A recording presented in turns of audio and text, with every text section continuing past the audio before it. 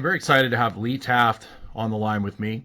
I've known Lee for quite some time. He's been in this game for quite a long time, and he kind of got into this game in the same way I did. I started off actually as an elementary school teacher. Most people don't know that, but Lee started off in education. I'll let Lee give his background, but I've gone and watched Lee speak a number of times, and the thing that always impresses me about Lee is his ability to teach and his ability to make things very simple and to get kids to do what you want them to do, to get them to learn to feel the movements and what he's trying to get out of the person. And that's really what a great coach is. A great coach is somebody who can teach and to put people in the right situation for them to succeed. So Lee's somebody I really admire. Every time I've gone to a seminar with him, I've learned something from him, and I honestly can't say that about most of the people that I see at seminars. So, Lee, I'll be quiet and I'll let you kind of get into your a little bit of your background.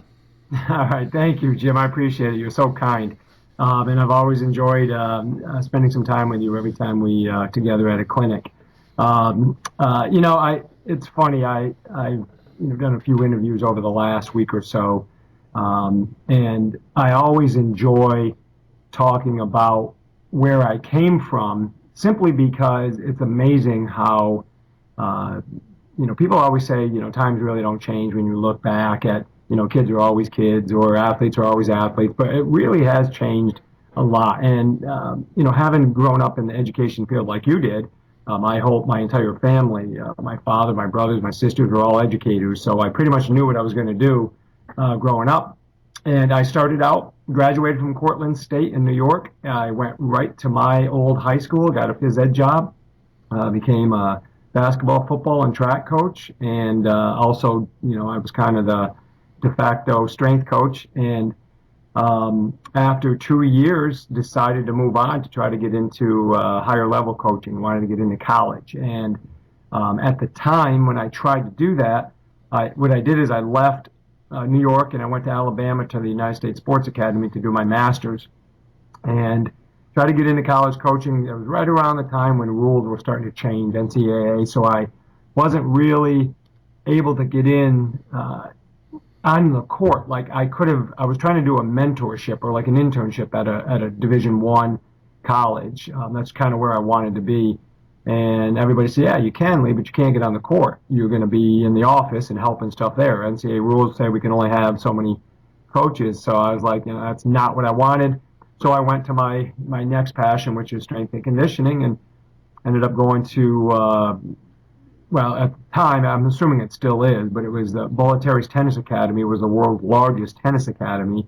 Now it's known as IMG, and it's got everything there, all sports and everything. When I was there, it was just tennis. It was like 75 tennis courts, and some of the best players in the world were there. And so I kind of, I was 24, 25 years old, and jumped right into it, working with top level athletes. But because of my background in tennis, or excuse me, in teaching and phys ed, with these tennis athletes, they started having me work a lot with the younger kids, and because of my ability to teach phys ed and handle large groups. So, and from that time, Jim, it just kind of, I when I left after my mentorship, I was offered a job there. It just wasn't the right fit for me, and then I just chased the business. I went all over the country. I lived in different, I lived in Florida, I lived in Indiana, I lived in, back to New York and Pennsylvania, and just kind of Lexington. I was in Kentucky for a couple different times, and you know how the industry is. Sometimes you just got to chase it. And but what it did is it brought me a lot of experiences and a lot of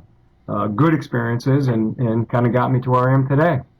That's excellent. Yeah, it is true. I've been very lucky that the business has kind of chased me. I've kind of just run into a niche by accident, training women, which kind of happened by mistake. But I've been working with young kids since mid '90s, and I still work a lot with young athletes. And it's funny you talk about working with high level professional athletes. I've definitely trained my fair share of those, and the time I spent at some major D1 schools, um, and that's a lot of fun. But a lot of the clients that I'm the most proud of is like I'm working with a kid right now who plays football, who probably shouldn't be, but that's another topic.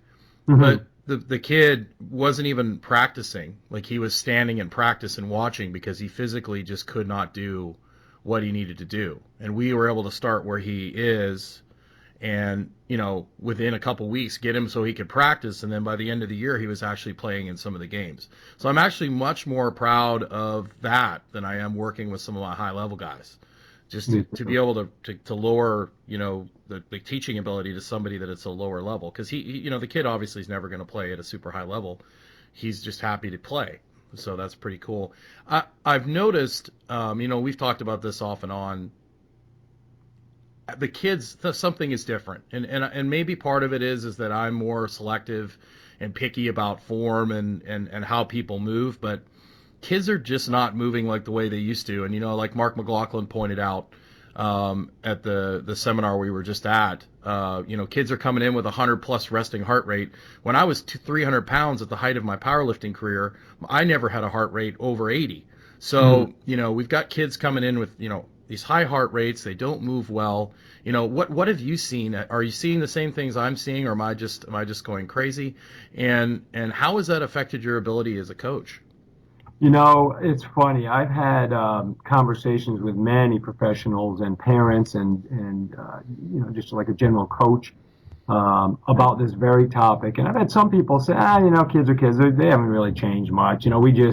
Each generation gripes saying the kids are changing. And I disagree and here's why. And it seems like a cliche to blame everything on technology. But the fact of the matter is, when your attention is drawn to something other than activity, physical activity and movement, play, making a contact or having communication with your friends and saying, let's go play, let's go meet somewhere, let's go to the park or whatever it may be. I was fortunate enough to grow up in a town that was fairly remote from a lot of other areas, like the closest mall or movies and everything. It was a good half hour away. So we pretty much had to be our own entertainment. And I think what's happened is we're a volume-based society when it comes to health. So if we're not exposed to enough activity or enough work, and work could be play. I mean, it's just a term I'm using, but enough stimulus for a body to have to adapt to, obviously it's going to adapt to what it's imposed upon, what's imposed upon it. And if sitting around and doing certain activities that don't require them to get up and move and compete and get their heart rates up, your body will adapt to that, and it's going to higher the resting heart rate. So when I was talking earlier about kids, have changed, and that's where I've seen it. And it's funny because, I'm one of these people that's just still fights a lot of things when it comes to technology. My wife gets mad at me, but I still have a flip phone, and people laugh at me, but I'm like, I do it simply because I don't want to have access to the internet when I'm not home in my office. I don't want to have access to it. My phone is to call you or to get your call, or texting is fine. I don't mind that. But I don't want that access. And that's me personally, because I was in the mall the other day with my wife. We actually yesterday for Valentine's Day, we walked through the mall while we were waiting for our reservation. And I can't tell you how many people I walked by never saw me because their head was in their phone. They were looking down at it, and that always bothered me. To this day, it bothers me because, again, when I grew up and when you grew up, we didn't have that. It was, you made eye contact, you gave somebody a head nod, or you ignored them, but at least you saw them. It wasn't. And I think that's what's happened with our youth right now is so many kids are their attention is drawn to non-active activities, for lack of a better term, that they just don't get the volume that they need to raise their heart or get their heart rates up throughout the day so that their body adapts so that a resting heart rate can be much lower. And so we're seeing the snowball effect isn't just their resting heart rate, but it's the physical part, their posture, their ability to maintain posture, their ability to absorb forces when they actually do participate in sport. Because it was very common for us to play all day. And that's, I know I hear a lot of people say that, but it was just, that's what we did. We couldn't wait to go do something else. And that could have been throwing rocks into a pond, or it could have been, trying to see who can climb a tree the furthest, or whatever it may be. But those were things that we did just routinely. It wasn't told to us. We weren't taught how to do it. You just went out and did it. And I think because of those things not being there, our ability to have better physical health is suffering right now. I would agree completely. And the funny thing is that low level play is what prepares us, it gives us the work capacity for the high level activities. So what are happening is you get these kids who don't have general physical preparedness are being thrown into a specific sport at a young age and being asked to do very high threshold things. And they're having to find very unique ways to accomplish this. And I mean, I've seen 15-year-old, 14-year-old, 12-year-old kids with Tommy John surgery, because they're being thrown into these high threshold activities and they have no base and they're not playing all the positions in baseball anymore. Or little Johnny is 6'2" and he's a middle schooler, so he's going to play center. He's not going to learn the fundamentals of the game. He's not going to learn how to dribble. He's just going to stand in the middle because winning has become the most important thing. It's not about developing an athlete anymore. It's about winning. So it's how do you deal with some of these parents and educating them? What's your approach on getting them to buy into what you're selling? Because you obviously take a much more intellectual approach than most of the coaches today, which are let's just run them and see who survives. Yeah, one of the things that we try to do now, and I understand the fears that are out there now. Again, it's a different time. There is a lot more, nutty people out there, so you do become a little bit more protective of letting your kids go and just play, especially based on where you live. I was fortunate enough, again, to live in a place that was pretty good, pretty easy to do stuff, but from what I've heard over the last several years, that my little town has changed a lot, and so parents aren't as likely to just let their kids go. But one thing I try to tell them is if they can get them involved in a YMCA, or like around where I live, there's a lot of churches that have these big recreation centers attached with gyms and tracks, and they have racquetball and ping pong areas, tables, and they even not paddleball, but pickleball is really big now, and the kids are, adults are doing that, and some of the kids are doing it. I try to tell them, bring them to a place like that where they have to check in, and where, there's a front desk, near the door, and then go in and they can play. Just drop them off. And we do that with my kids. My kids will go and they meet other kids there, and they'll be 2.5 hours, and they'll just play, and they call us and we'll go pick them up. And I think that's an opportunity to do some activities. Obviously, being outside is the best. Right now, a little tough with some of the bad weather, but when you certainly go out and play in the snow or the cold, but in terms of getting out there and running, and you got to find places where they can do that. My kids the other day went with a group of other kids. They went to a roller skating place, and they spent a couple hours there and hung out and did some fun stuff. So there's a lot of opportunities. The problem with some of the parents now, Jim, and you'll know this, is many of them kind of started growing up in the environment when it changed and technology was getting a little bit bigger. I can remember when several years ago, when I had my speed academy in New York, I had a mom come in and say, I'd like my son, who was like 8 years old at the time, to come and join your youngster springboard program. We heard great things. I said, well, how did you hear about me? So my husband, I said, oh, how did he hear? He said, well, he was one of your former students.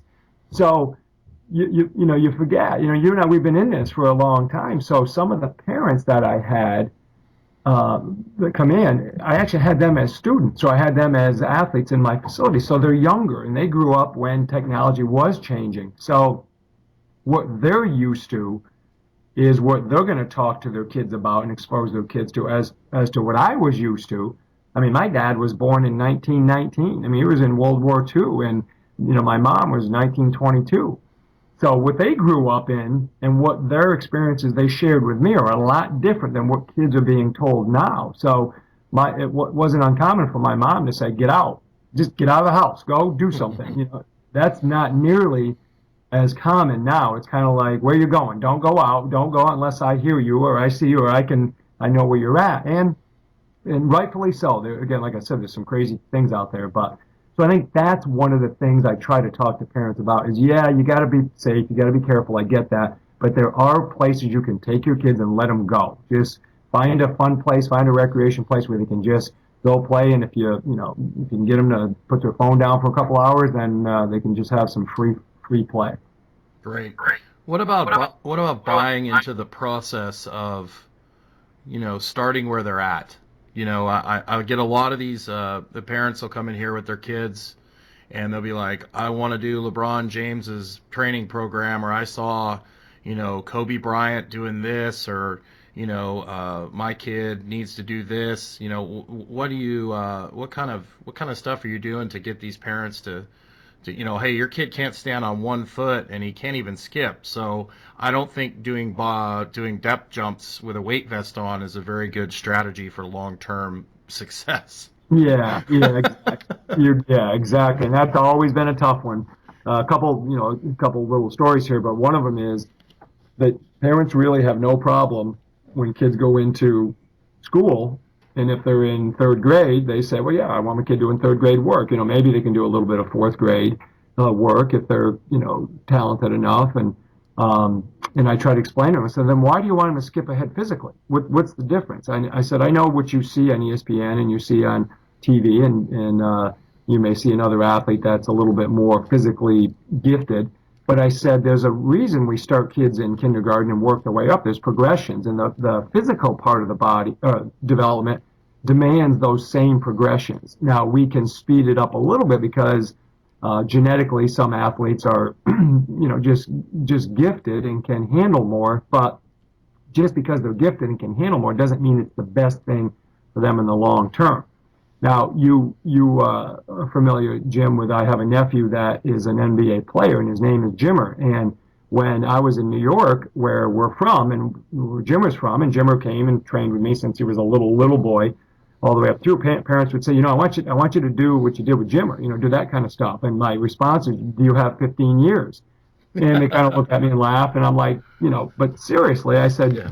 the reason Jimmer is where he is because when he was 5 years old, 6 years old, we were doing crazy, catches and tumbling and balance activities and fun stuff. He didn't even know we were training, but we're teaching him. And it wasn't just him. He happened to be in with other kids too, doing the same stuff.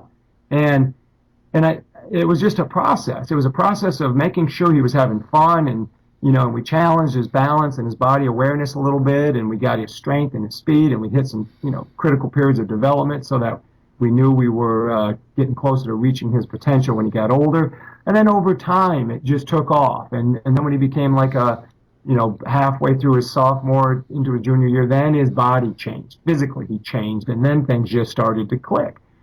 And so what I try to explain to parents is, if I didn't do anything with your child and they just played the sport or they played with their friends, they're going to develop and they're going to get better. What I'm able to do is maybe give them some cues to help them get a little bit better with their balance, their quickness, their speed. I'm going to get them in a better body posture, things that they can remember.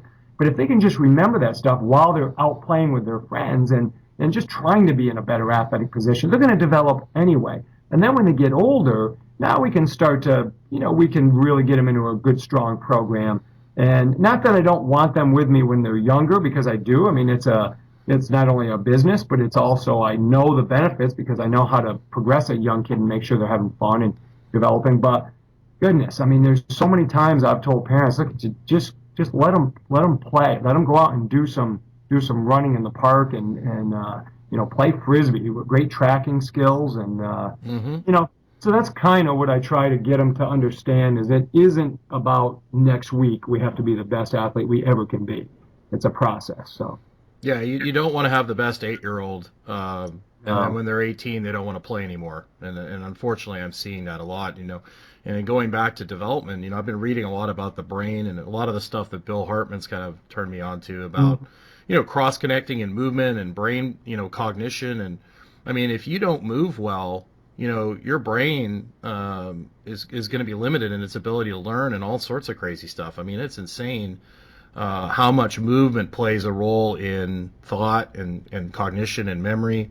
So we're really selling our kids short on a lot of things. It's unfortunate, and it's great that you're able to give parents practical tips to work within the system, because I don't think the system's going to be changing anytime soon. Yeah, no, especially the more, physical education has changed so much over the years. And again, I go back to my dad. He was a big advocate for phys ed, and he actually changed a lot of things in phys ed. And one of them being just a really strong background in gymnastics, which I had. And when I was a phys ed teacher, when I started in 1989, I still pushed gymnastics really big. This was when the state was starting to cut it because of fears of Injury. yeah. And but I'm going to tell you the benefits of doing that were just tremendous, and it helped me as an athlete and just upper body strength and pulling and stabilizing through the shoulder and core strength and just all the different aspects of what gymnastics gives you. It's not there anymore, and we're seeing kids that don't have good spatial awareness and body awareness, and like you said, the connection of brain and learning. And, gymnastics was phenomenal because you had to figure things out. You had to figure your body and movement out. It's a lot different than just catching a ball, which is a great skill and a really important thing to do. But when you're talking about self-preservation, because you might land on top of your head, you start figuring things out pretty quick. So, Yes. yeah, so it's changed quite a bit. I always recommend a martial art, gymnastics, or wrestling to just about every parent that comes in here. I was like, put your Mhm. kid in one of those things. You're gonna be a better athlete all around. I remember growing up in Canada, doing gymnastics and springboard and climbing ropes and just tumbling down ramps and diving through donuts, and Yep. it's just it's unfortunate that a couple kids get hurt, and then they basically, one kid gets killed on a playground falling off a monkey bars, and they ban it for a million kids. So Yeah. it's our society's kind of gotten a little soft in that department, and I can understand it, but it's unfortunate that a lot of kids are missing out because of the misfortune of a few. Yeah. Um, Well, what's unfortunate, and I'll let you, I know you have other questions, but what bothers me is what's changing it is the legal system because people are afraid to get sued and school yes, systems are afraid to get sued. So they're not strong enough to stand up against government and say, no, this is best for, and here's the research. We need to do this. We just need to make sure we're educating our teachers better so they're safe with it. But what bothers me is we have no problem changing that for kids, but for adults, we'll throw an unfit 50-year-old woman into a CrossFit and have her do crazy things, which are far worse than what I've seen kids do in gymnastics in right, terms of safety. So it really bothers me that we're okay with that, but yeah, right. because a parent might gripe because their kid sprained their ankle jumping off a balance beam and is going to sue the school. We're going to Right. quit on that, but yeah, we're going to let adults go through stuff they should never even be thinking about doing. Or the biggest loser, just Yeah, let's take people with broken metabolisms, bad brakes, just bodies that don't move well, and drive them at 150 miles an hour and see what happens. exactly. um, oh wow, I'm sorry that kind of got. I say that all the time to people. It cracks me up. But it's just, this business is fun, but at the same time, it's kind of like beating your head against the wall sometimes. And you just have to find the people that click with you, and that you click with, and then just keep moving forward. I think a lot of people. The one thing I admire about you is you don't change. You do what you think is right, and you let other people decide for themselves if they wanna follow you or work with you. And that's something that I've always tried to do as well, is try to be completely honest with people, and not be one of those guys that changes his philosophy to make the sale. Right. If somebody comes into me and tells me they want to do ABC, and I go, I don't think that's a really good idea. I think you should do this instead. And they don't. I'm not gonna compromise what I think is right just to get that sale. Right. I'm gonna do what's right, and later on, they might come back to me and say, you know what, you were right. Or maybe sometimes I'll get it wrong, but at least I'll be able to sleep at night. Exactly. So Lee, tell us about this product that you just released. I've watched you do tons of work you're so good at getting people to who's this product for, and talk about what was your thoughts behind why you did it. Yeah, thank you for mentioning it. Yeah, complete speed training is a new product I did with Pat Beath. Pat Beath is the owner of Athlete Acceleration, and he was the one who contacted me. And it's funny because originally I was preparing for almost like a couple of years of doing what would have been called Groundbreaking 3. I've done a product called Groundbreaking 1 and 2, and then it's been many years. And I got a call from Pat, and he goes, "Lee, would you have any interest in this?" I said, "Absolutely." I jumped on immediately, and so put a lot of thought, a lot of time into it. And the one thing I've always tried to do, and I think it's getting a little bit more accepted now, but in my earlier days when I did some products, a lot of people would say, "Lee, you didn't have a lot of drills in there, a lot of exercises for us to add," even though there were quite a few in there. And I try to tell people the one benefit that I have and I try to give is I was fortunate enough to be around a lot of good educators, including my family, my brothers, my sisters, my dad, and then my professors when I was in college, and just people that I followed in our industry, in the profession we're in now. And I have always done everything from a teacher-based format. So complete speed training is a product that will help a parent, a youth coach, an experienced high level coach, an experienced strength and conditioning coach, a speed coach, anyone that is interested in learning why we do what we do and why the body likes to move certain ways. And what I tried to do is kind of block it together into certain categories where people can say, okay, my team needs work on lateral speed. Okay, here's why you should be doing lateral speed, the way that it happens, and you should be endorsing what's naturally occurring. And here's some exercises that will get you started, knowing that there's tons of other exercises they can use. So that was the format that I tried to follow, right from linear speed, top end speed, whether it be power, jumping, lateral, angular, crossover, lateral shuffle, any kind of movement possible, retreating. I even introduced what I've done for many years, what I call like mistake response or mistake recovery training, where we get an athlete into the mistake that they commonly make. How do you get out of it? So that's something that I've always been big on teaching.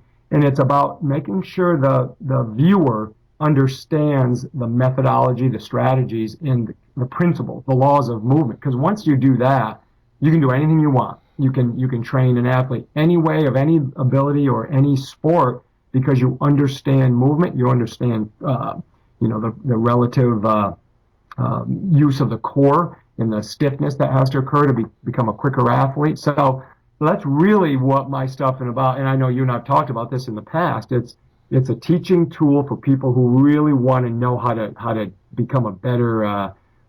If you're an athlete, a better athlete. But if you're a coach, a much better teacher and coach of the skill of multi-directional speed. That's great because I mean a lot of these products are just they throw a bunch of exercises together and they don't teach you the why. Yeah. People always contact me. I want you to write me a program. I want you to do this. I want you to do that. Or how do I do this?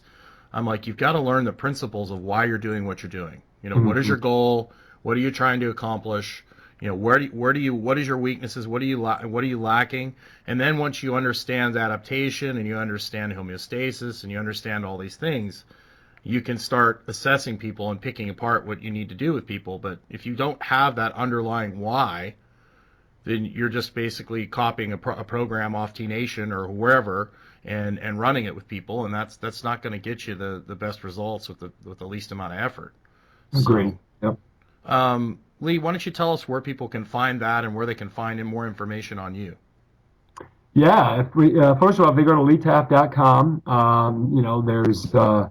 there's a number of resources there, products. So just leetaft.com and complete speed training. If you just go to even my Facebook, you can or again Lee Taft or Lee Taft Athletic Consulting. You can go to any of those and you'll see complete speed training there and just click on it. And it's a great resource, great product. It's one of those products that will change your thought process and make you think a little bit about stuff you've been taught in the past. And that's really what all my products are about. It's about just making sure you're understanding what it is that you're actually doing, rather than just being a person that just kind of follows what everybody else told them in the past blindly and doesn't actually challenge what it is that they're teaching. And I think once you do that, then you say, geez, I've been making this mistake for a lot of years. And I know that because I made all the mistakes. So it's easier for me to recognize mistakes being made. But thank you, yeah, for letting me share that. But yeah, leetaft.com, or you can go follow me on Facebook.